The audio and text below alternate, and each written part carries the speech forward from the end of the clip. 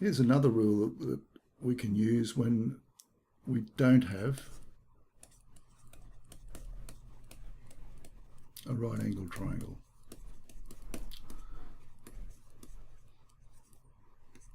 So when you do have a right angle triangle, you can use sine, cos and tan Pythagoras. When you don't have a right angle triangle, we've already seen that you can use the sine rule,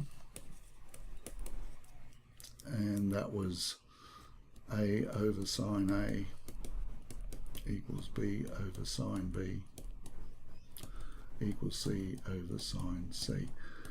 And as I've mentioned before, that you only need, or you need 3 of the 4, and you need at least one with its opposite. So you need either A and the size of angle A, or you need B and the size. So you need at least one of those, and then you only need one of those. So you need one, an angle and its opposite, its side, to use the sine rule. To use the cosine rule, we don't need that. We need 2 sides and the included angle. So let's just talk about the cosine rule and do an application that may become a little bit clearer. So opposite B, that's angle B, we have side B. Opposite angle A, we have side A. These are in lower. And opposite C, we have side C. And the cosine rule goes a little bit like this, that A squared equals B squared plus C squared minus 2BC, the cos of A. All right, it looks a bit difficult to remember, but there's a few patterns here. If we forget about the last bit here, it's just like Pythagoras, A squared equals B squared plus C squared. Then we add this bit on at the end, minus, this is always a minus, 2 times the product of those two, not the squares, but just the product, and then the cos of whatever's written over the other side. So that's if you want to find side A or angle A. If you want to find B squared, now the same sort of pattern, it's the squares of the other two sides. A squared plus C squared minus 2, the product of those two, AC, cos of whatever's written over the other side of B. And then the third one is C squared equals the squares of the other two sides, which will be A squared plus B squared minus 2, the product of those two, AB, the cos of C. So you'll probably only need to remember this one, but knowing that one, if you know the pattern, you'll be able to write down those two as well. If you did happen to have a right angle triangle, and that is C and that is A and B, and that's 90 degrees,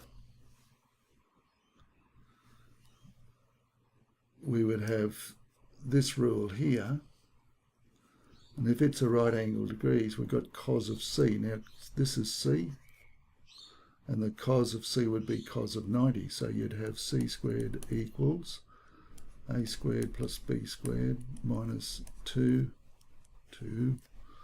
AB cos of 90, because angle C is 90. And the cos of 90 is 0. So all of that becomes 0. So we get A squared plus B squared, which is Pythagoras' theorem. So the cosine rule is another way of exploring Pythagoras when you've got a right angle there. Let's go back to the cosine rule. We don't need right angles here. This just showed you how Pythagoras' theorem can be true using the cosine rule. Let's have a look at how you would use it. So say we have a scenario where we've got C, A and B, and we have 85 degrees here, 38 and 28, and we're asked to find the length of C. Now once again, if we write down what we've got angle A, angle B, angle C, side A, side B, side C. Angle A we don't have, angle B we don't have, angle C we've got as 85 degrees. We've got opposite angle B, we've got side B, so that's 38. Opposite angle A, we've got 28. So as I said before, with the sine rule, you need to have an angle and its side opposite. Now we don't have that. We've got A and B, but we don't have angle A and B, but we've got angle C, but we don't have side C. So to make the sine rule work, you need to have the side and the angle opposite that side. So we can't use the sine rule to solve that. There's no way we can use the sine rule as we've got it. So when you're given two sides and the angle in between those two sides, that's a good chance we're going to be using the cosine rule. So here we've got two sides, we've got the angle in between those two sides. So let's have a go. So we want to find out the length of C. So we're going to use this one here. So we've got C squared equals A squared plus B squared minus 2AB cos of C. What do we have here? We've got A, we've got B, so we've got AB, and we've got angle C. So that'll be straightforward, I would think, to get there. Let's just move down a bit. So we've got C squared equals A squared, 28, plus, and that's squared, plus B squared, 38 squared, minus 2 times 28 times 38 times the cos of 85 degrees. Okay, and we've got here 2042.53. So when you work all that out on your calculator, you get 2042.53. That's C squared.